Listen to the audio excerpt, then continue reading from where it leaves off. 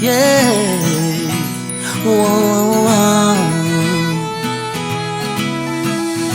Tsikaroa mandeha anova fiainam-baovao raha nity dia ny hoe itoetra ny ilanao mandrakiza, yeah.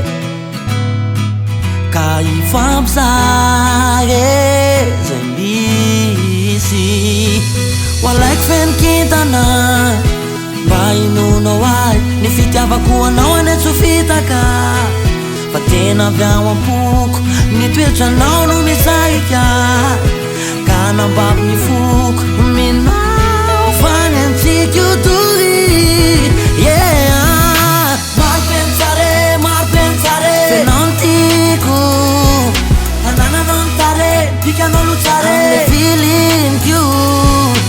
Maro pensare fenao ny tiako anananao ny tare pikanao no tsare amle feeling-ko mandraky zay.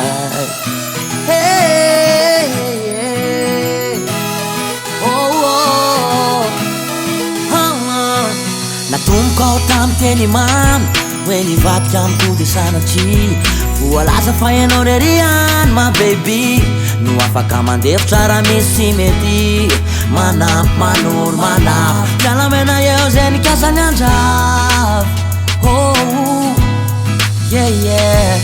Walaiko fenikintana mba hinonao ahy ny fitiavako anao any tsy ho fitaka tena avy any am-poko ny toetranao no nisarika ka nambabo ny foko minao fanentsika io tory.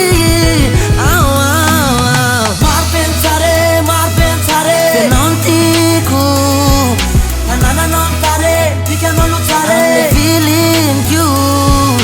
Maro pensare fenao ny tiako anananao ny tare pikanao no tsare amle feeling-ko mandraky zay.